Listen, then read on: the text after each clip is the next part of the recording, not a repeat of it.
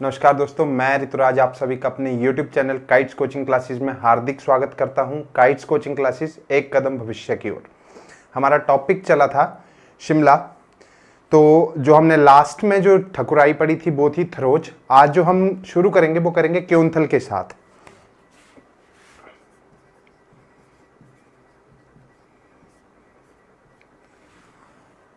Video शुरू करने से पहले मेरा आपसे अनुरोध है, आप मेरे वीडियो को शेयर करें, लाइक करें और चैनल को सब्सक्राइब करें तथा साथ में दिए बेल आइकन को जरूर प्रेस करें ताकि आपको आने वाले वीडियो की अपडेट मिल सके। शुरू करते हैं आज का वीडियो।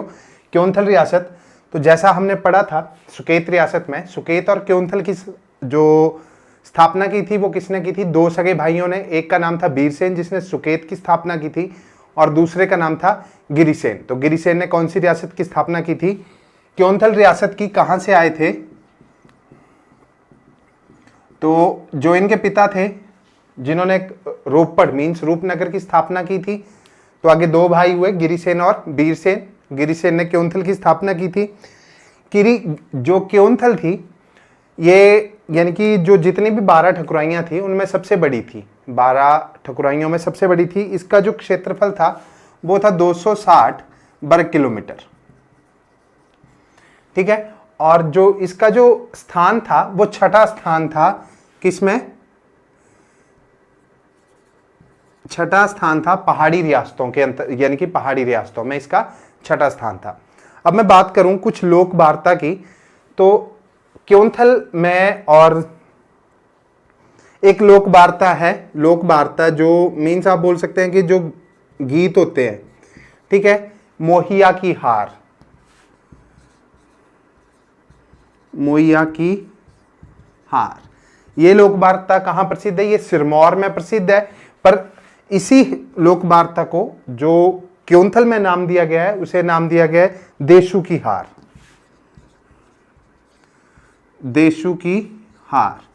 इसके पीछे एक स्टोरी है। कहा जाता है कि उस समय सॉरी सिरमौर के जो शासक थे उनका नाम था सिरमौर के शासक का नाम था माही प्रकाश। माही प्रकाश। और जो क्योंथल के शासक थे उनका नाम था अनूप प्रकाश, अनूप सेन, सॉरी। तो हुआ क्या, जो सिरमौर के शासक माही प्रकाश थे इन्होंने अनूप सेन से उनकी पुत्री का हाथ मांगा, जिससे क्या हुआ, अनूप सेन ने यानी कि पुत्री का विवाह करने से इनकार कर दिया, जिसके चलते माही प्रकाश ने किसके? क्योंथल के ऊपर, अनूप सेन के ऊपर हमला कर दिया, जिसमें माही प्रकाश की हार हुई।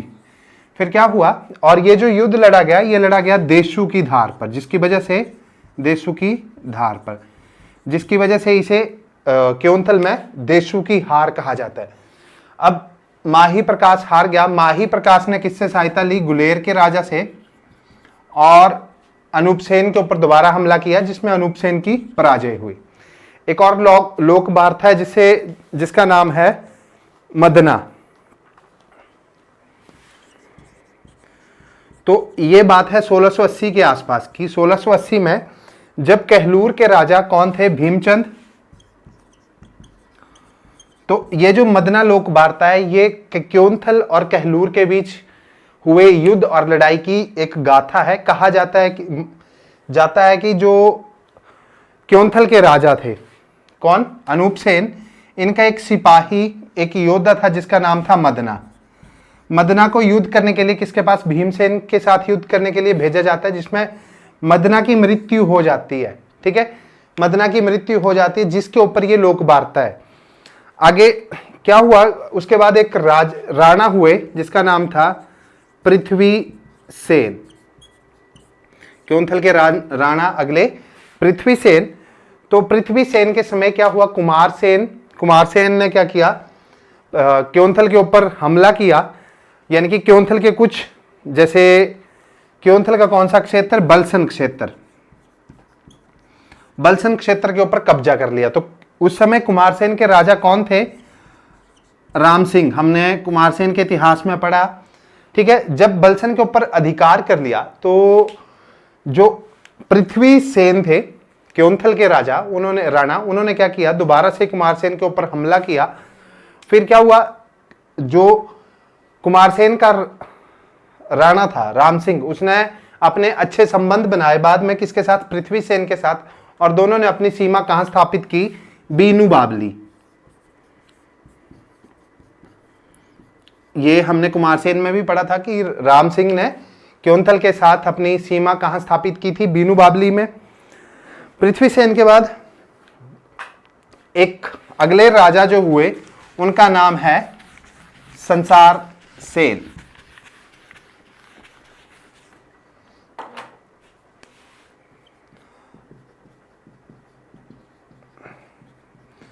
संसार सेन किसके पुत्र थे, ये थे रघुनाथ सेन के पुत्र। जब गोरखाओं ने आक्रमण किया किसके ऊपर, क्योंथल के ऊपर, तो जो संसार सेन के पिता थे रघुनाथ सेन, ये भागकर कहां चले गए, ये चले गए थे सुकेत में। सुकेत में जाके रघुनाथ सेन के पास एक पुत्र हुआ जिसे नाम दिया गया संसार सेन। ठीक है, बाद में रघुनाथ सेन की वहीं पे मृत्यु, सुकेत में मृत्यु हो गई। और जो संसार सेन थे वो 1815 के युद्ध के बाद वापिस कहां, क्योंथल आ गए। ठीक है, क्योंथल आ गए। जब ये क्योंथल आ गए तो जो जैसे अंग्रेजों ने कहा था कि सनद वापिस मिल जाएगी, तो संसार सेन को 6 सितंबर 1815 को सनद वापिस दी गई। और जैसे सनद लौटाई गई तो जो क्योंथल के अधीन पहले के क्षेत्र थे वो भी क्योंथल को वापिस कर दिए गए। कौन कौन से क्षेत्र, जैसे ठियोग को अधीन कर दिया, यानी कि करद बना दिया गया। ठियोग के बाद कौन थी, घुंड, मधान और साथ में कोटी। ये इनको कब जो क्योंथल के अधीन किया गया था, इनको 11 सितंबर 1815 को, 11 सितंबर 1815 को इनको किसके अधीन कर दिया गया, क्योंथल के अधीन कर दिया गया। फिर 5 अप्रैल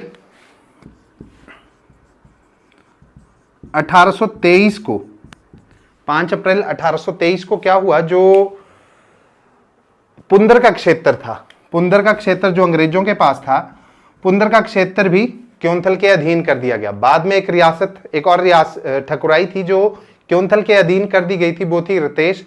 जब हमने रितेश की थी तो उसमें पढ़ा था हमने। ठीक है, अब क्या हुआ, अब मैं बात करूं 1819 की। 1819 में कैप्टन रॉस ने सबसे सर्वप्रथम क्या किया था, शिमला में एक कुटिया बनाई थी, किसकी, लकड़ी की कुटिया। हाँ, लकड़ी की कुटिया। क्वेश्चन बन सकता है कि सबसे पहले शिमला में लकड़ी की कुटिया किसने बनाई थी, तो कैप्टन रॉस ने बनाई थी। 1824 में अंग्रेजों ने क्या किया, क्योंथल के राणा से परमिशन ली और क्या, मकान बनाना शुरू कर दिए। तो पक्का मकान बोल सकते हैं। कब बनाया गया था, 1824 में बनाया गया था। 1827 में शिमला में कौन आए थे, शिमला में आए थे कौन, गवर्नर जनरल लॉर्ड एम्स्टर।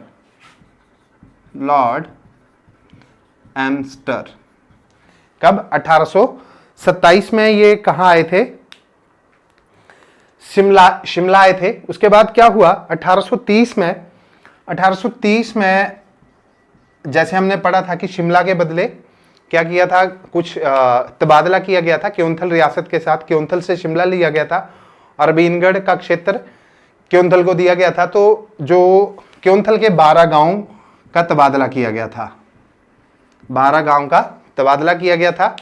ठीक है, उसके बाद 1840 में क्योंथल का बंदोबस्त करवाया गया। 1840 में बंदोबस्त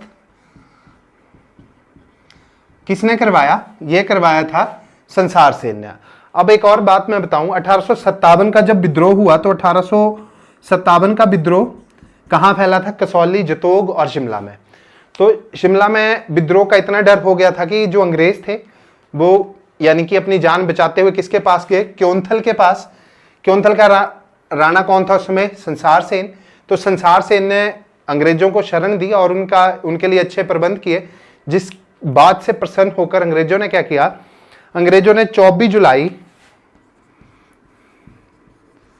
1858 को जो संसार सेन था उसे किसकी उपाधि दी गई, उसे राजा की उपाधि दी। ठीक है, पहले राणा कहलाते थे, पर 1858 में अंग्रेजों ने इसे राजा की उपाधि दे दी थी। उसके बाद जो अगले राजा हुए वो थे बलबीर सेन। तो ये क्वेश्चन बन सकते हैं कि अंग्रेज किसने सहायता की थी 1857 के विद्रोह में। तो ग्योंथल के राजा का नाम था संसार सेन, राजा की पदवी दी गई थी उस वजह से। अगले जो थे बलबीर सेन जो थे 1882 में, बलबीर सेन 1882 में ये क्या राजा बने। पर क्या था, इनका जो कार्यकाल था यानी कि अच्छा कार्यकाल नहीं था, असंतोषजनक कार्यकाल था। तो 1899 में क्या हुआ, 1899 में ठकुराई में एक मैनेजर की नियुक्ति की गई जो क्या करेगा, प्रशासन करेगा, यानी कि प्रशासन को अच्छे तरीके से चलाएगा। 1901 में अब हमने पढ़ा था कि 1840 में संसार सेन ने बंदोबस्त करवाया था भूमि का, पर 1901 में बलबीर सेन ने भी बंदोबस्त करवाया। ठीक है, 1901 में भीम सेन ने बंदोबस्त करवाया। उसके बाद जो अगले राजा हुए उनका नाम था विजय सेन।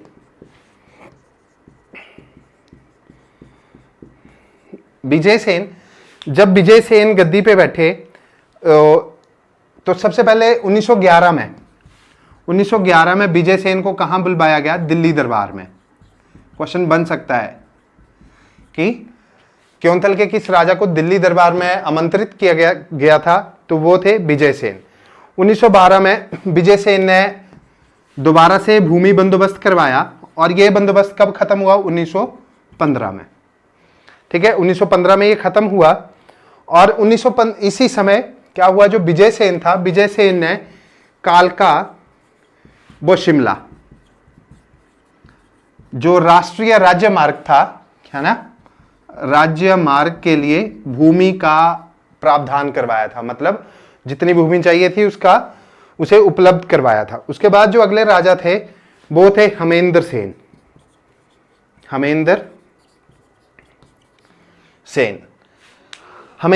1916 में गद्दी पे बैठे। कब, 1916 में गद्दी में बैठे और 1926 में इन्हें शासन करने का पूर्ण अधिकार मिला। ठीक है, जो हेमेंद्र सेन ने कार्य किए थे, इन्होंने क्या किया था, जो दास प्रथा थी, दास प्रथा का उन्मूलन किया था और साथ ही साथ जो बेगार प्रथा थी उसे समाप्त कर दिया था। क्या किया था, बेगार को समाप्त किया था। किसने किया था, ये किया था हेमेंद्र सेन ने। हेमेंद्र सेन बोल सकते हैं आप, हेमेंद्र सेन भी बोल सकते हैं। और 1936 में इनके कुशल प्रशासन की वजह से 1936 में जो अंग्रेजों ने हेमेंद्र सेन को किस उपाधि से नवाजा था, CSI की उपाधि से। CSI की उपाधि से 1936 में हेमेंद्र सेन को अंग्रेजों ने उपाधि दी थी। उसके बाद जो लास्ट राजा हुए उसका नाम था हितेंद्र सेन।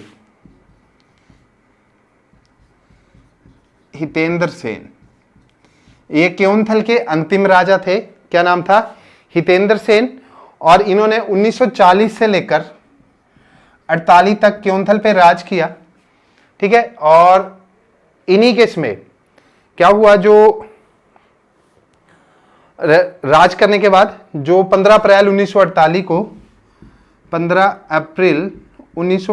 को जो क्योंथल थी उसे महाराष्ट्र जिला का हिस्सा बनाया गया और हिमाचल प्रदेश में जोड़ दिया गया। नेक्स्ट जो हम ठकुराई पढ़ेंगे उसका नाम है धामी। तो धामी का मैक्सिमम क्वेश्चन जो बनता है वो बनता है, धामी गोलीकांड कब हुआ था, 16 जुलाई 1939 में। तो धामी जो प्रजामंडल आंदोलन था, ये जो गोलीकांड था, उस समय जो नेतृत्व किसने किया था इनका, तो किया था भगमल सौठा ने। ठीक है, तो धामी के संस्थापक जो थे वो अलग, बाकी सभी संस्थापक सेम सेम रहे होंगे, चाहे मारवाड़ के थे, राजस्थान के थे, है ना। पर धामी के संस्थापक अपने आप को किसके वंशज मानते थे? ये खुद को पृथ्वीराज चौहान के वंशज मानते थे। किसके? पृथ्वीराज चौहान के। ठीक है, धामी के वंशज किसके, खुद को किसके वंशज मानते थे? पृथ्वीराज चौहान के। तो इसकी स्थापना किसने की थी? गोविंद पाल ने। गोविंद पाल ने। वो कहां से आए थे? राजपुरा से। और राजपुरा कहां है? पटियाला के पास, पंजाब में। ठीक है, पटियाला के पास। क्या नाम था? गोविंद पाल, जिन्होंने जो धामी रियासत थी उसकी स्थापना की थी। इसमें एक राणा हुए धामी के, जिनका नाम था राज सिंह। राणा राज सिंह, राजपाल। ठीक है, राजपाल। इन्होंने जो ये पाल, ये जो सरनेम है पाल, इसको हटाकर क्या सरनेम यूज करना शुरू किया? सिंह। तो क्वेश्चन बन सकता है धामी के किस राणा ने पाल प्रत्यय को हटाकर सिंह प्रत्यय का यूज किया? वो थे राज सिंह, या बोल सकते हैं राजपाल। ठीक है, अब जो मैं बात करता हूं कि गोरखा युद्ध से पहले जो धामी किसके अधीन थी? तो धामी गोरखा युद्ध से पहले कहलूर के अधीन थी। ठीक है, कहलूर के अधीन थी। जब गोरखा आए तो इस धामी पे गोरखाओं ने अपना अधिकार कर लिया था, और गोरखाओं ने अप्रोक्सीमेट को 10 साल तक धामी के ऊपर कब्जा बनाए रखा। अब जब धामी 1815 का युद्ध हुआ, ठीक है, 1815 अंग्रेज गोरखा युद्ध हुआ। इस युद्ध के बाद जो सनद वापिस की गई, मींस जो गद्दी पे बैठा धामी की गद्दी पे बैठा, वो था राणा गोवर्धन सिंह। राणा गोवर्धन सिंह। ठीक है, ये कब? 1815 के युद्ध के बाद राणा गोवर्धन सिंह गद्दी पे बैठे, और 4 सितंबर यानी कि 4 सितंबर 1815 को ये जो गद्दी पे बैठे थे राणा गोवर्धन सिंह। उसके बाद एक राणा गोवर्धन सिंह ने 1857 के विद्रोह में अंग्रेजों की सहायता की थी। ये भी क्वेश्चन बन जाता है कि धामी के किस राणा ने अंग्रेजों की सहायता की थी 1857 के विद्रोह में? तो गोवर्धन सिंह ने की थी। उसके बाद अगले जो हुए वो राणा हीरा सिंह हुए। हीरा सिंह। ठीक है, राणा हीरा सिंह जो थे वो 1915 में उन्होंने क्या किया था? 1915 में पहली बार बंदोबस्त करवाया था। बंदोबस्त समझते हैं ना आप, भूमि की पैमाइश। तो राणा हीरा सिंह ने करवाया था 1915 में। और क्या था कि जो राणा हीरा सिंह थे एक कुशल प्रशासक थे, जिसके चलते 1913 में अंग्रेजों ने इन्हें उपाधि दी थी। किस चीज की? CIE की उपाधि दी थी। ठीक है, CIE की उपाधि 1913 में किसे दी गई थी? राणा हीरा सिंह को दी गई थी। उसके बाद जो अगले राजा हैं उनका नाम है दलीप सिंह। दलीप सिंह। तो दलीप सिंह जब राजा बने तो बाल्यावस्था में थे, तो उनके क्या हुआ कि एक काउंसिल बनाई गई। काउंसिल जो प्रशासन चलाती थी, तो क्या हुआ 1927 में काउंसिल के अध्यक्ष बनाए गए दलीप सिंह को, और 1927 में अध्यक्ष बनाया गया, और 1930 में इनको क्या पूरा अधिकार दे दिया गया प्रशासन चलाने का। ठीक है, 1937 में धामी में क्या बना था? 1937 में धामी प्रेम प्रचारणी सभा क्या बनाया गया था? धामी प्रेम प्रचारणी सभा। बाद में इस सभा का नाम बदल दिया गया, और बदलकर इसका नाम रखा गया धामी रियासत प्रजामंडल। क्या रखा गया? धामी रियासत प्रजामंडल। बाद में जितनी भी जो पहाड़ी रियासती प्रजामंडल थे, उन्होंने एक संयुक्त संस्था बनाई जिसे नाम दिया गया Himalayan hill state regional council. और इस जो Himalayan hill state regional council थी, इसका हिस्सा कब बनी थी? जो धामी रियासत प्रजामंडल था वो बना इसका हिस्सा 13 जुलाई 1939 को। 13 जुलाई 1939 को Himalayan hill state regional council का हिस्सा बना। कौन? आप बोल सकते हैं धामी प्रेम प्रचारणी सभा या बोल सकते हैं धामी रियासती प्रजामंडल। ठीक है, अब 16 क्या हुआ कि धामी में यानी कि प्रजामंडल का ज्यादा जोर नहीं था, धामी के राजा नहीं जुड़ रहे थे प्रजामंडल आंदोलनों के साथ, तो भगमल चौथा के नेतृत्व में 7 लोगों का एक ग्रुप गया। जैसे आगे बढ़ते गए लोगों की संख्या बढ़ती गई और जब राजा के सामने पहुंचे तो लगभग 600 आदमी राजा के सामने पहुंच गए थे, जो आंदोलन एक तरह से आंदोलनकारी या क्रांतिकारी बोल सकते हैं, प्रजामंडल आंदोलन के सपोर्ट में थे। तो क्या हुआ, राजा ने घबरा कर गोली चला दी जिसमें 2 लोगों की मृत्यु हुई। और ये जो घटना हुई थी ये कब हुई थी? 16 जुलाई 1939 को। इसे नाम दिया गया था धामी गोलीकांड। अब जब ये घटना हुई तो इसकी बात, जो इसकी खबर थी वो महात्मा गांधी और नेहरू जी तक पहुंची। ठीक है, तो महात्मा गांधी ने धामी गोलीकांड के बारे में कौन सी पत्रिका में लिखा था? हरिजन पत्रिका में। ठीक है, हरिजन में जो महात्मा गांधी थे उन्होंने इस घटनाक्रम के बारे में लिखा और जो नेहरू जी थे उन्होंने एक व्यक्ति को इसकी जांच के लिए लगाया। उस व्यक्ति का नाम था लाला दुनीचंद। क्या नाम था? लाला दुनीचंद।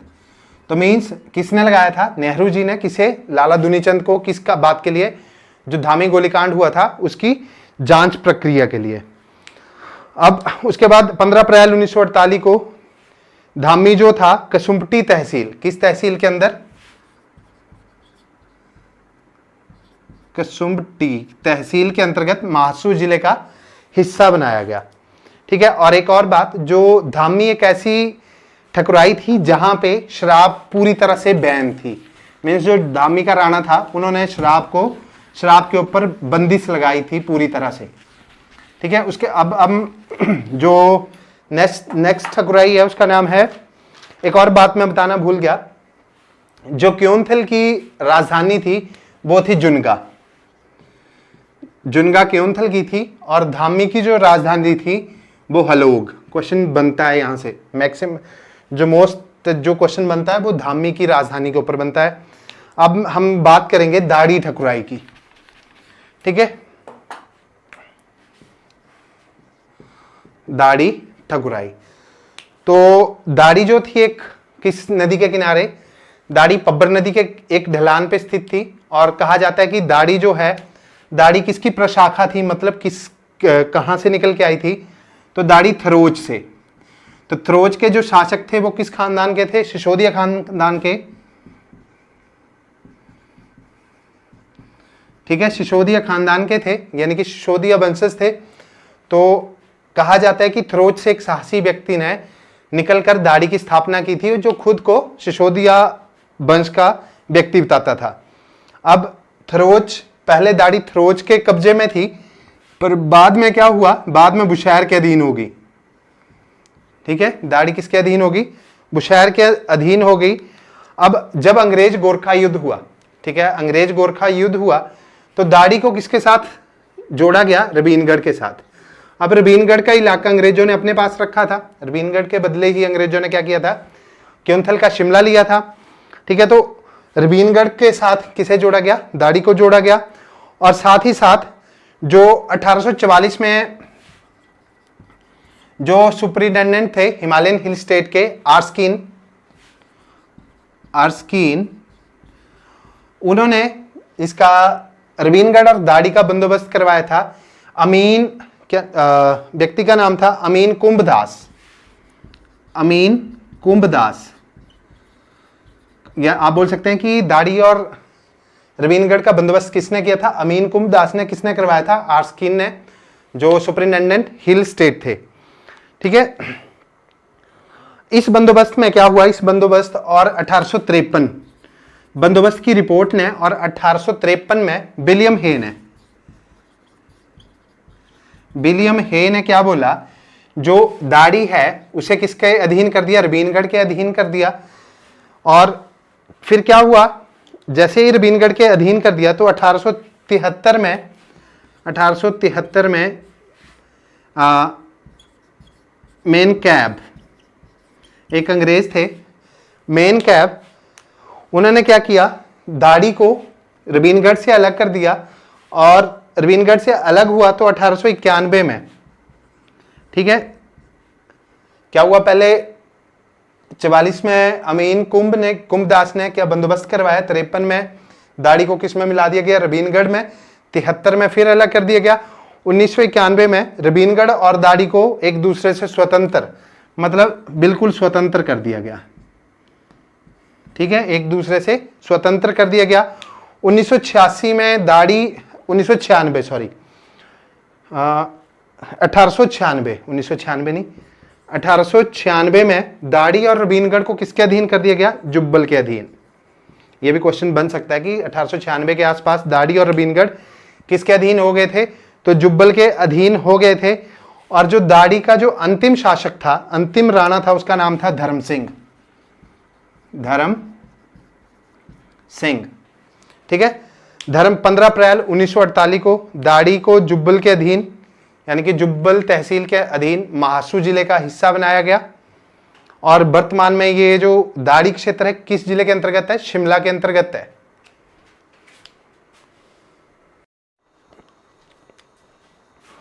नेक्स्ट ठकुराई है दरकोटी। तो दरकोटी के जो संस्थापक थे वो कहां से आए थे, वो आए थे जयपुर, यानी कि आप बोल सकते हैं मारवाड़ जयपुर से, ठीक है। और किसने की थी स्थापना, तो एक व्यक्ति आए थे जिसका नाम था दुर्गा सिंह। कौन थे दरकोटी के संस्थापक, दुर्गा सिंह। कहां से आए थे, जयपुर मारवाड़ से।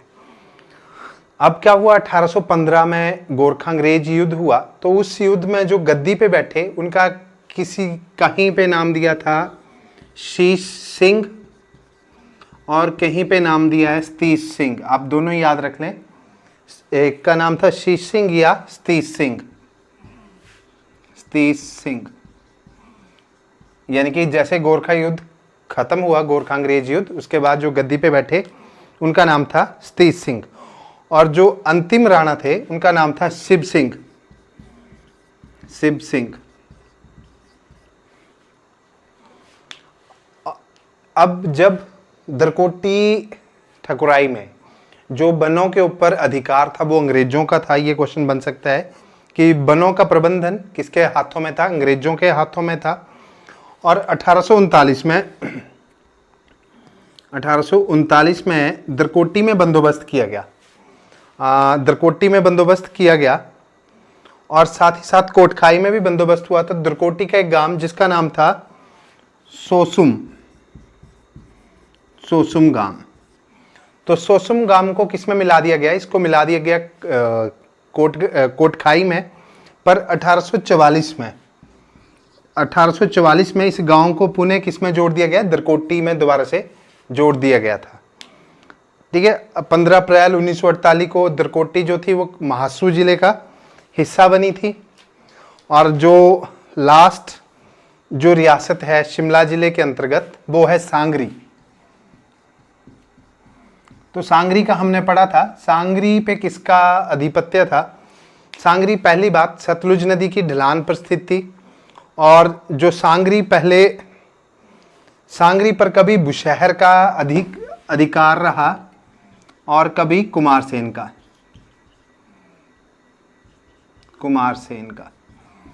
ठीक है। कभी बुशहर का आधिपत्य था, कभी कुमारसेन का। पर 18वीं शताब्दी जैसे ही शुरू हुई तो 18वीं शताब्दी की बिगिनिंग में कुल्लू के राजा मानसिंह, ठीक है, मानसिंह ने सांगरी पर अपना अधिकार जमा लिया। मानसिंह ने वहां पे एक किला बनवाया और उस किले का नाम है कालगढ़ का किला।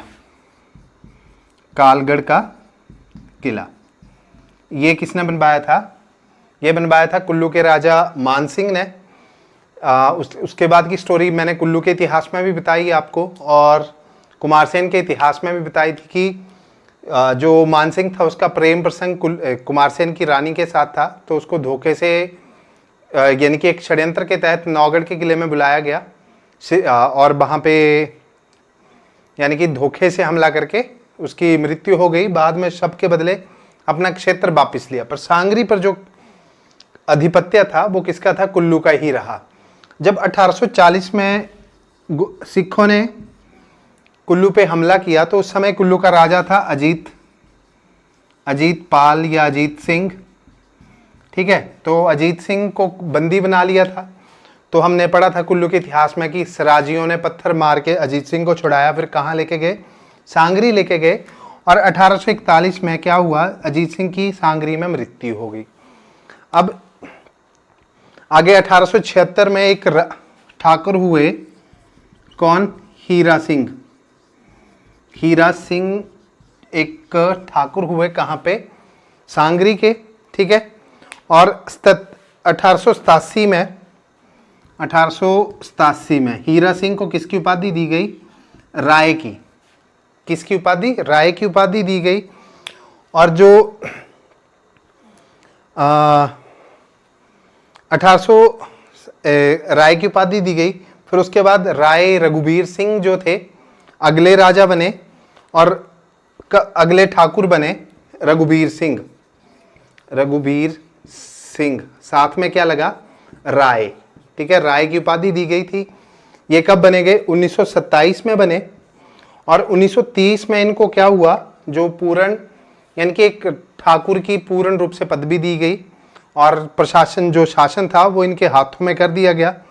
और 15 अप्रैल 1948 को जो सांगरी जो थी वो किसका हिस्सा बनी, महासू डिस्ट्रिक्ट का, महासू जिले का हिस्सा बनी। ये था हमारा आज का वीडियो। आज हमने पूरा शिमला कवर कर लिया है, अप्रॉक्सीमेट 8-9 वीडियो बने हैं। आशा करता हूँ इस जितने भी वीडियो बने हैं उन सभी में आपको मैंने शिमला का पूरा इतिहास कवर अप करवाने की पूरी कोशिश की है। आशा करता हूँ आपको ज़रूर पसंद आया होगा। धन्यवाद।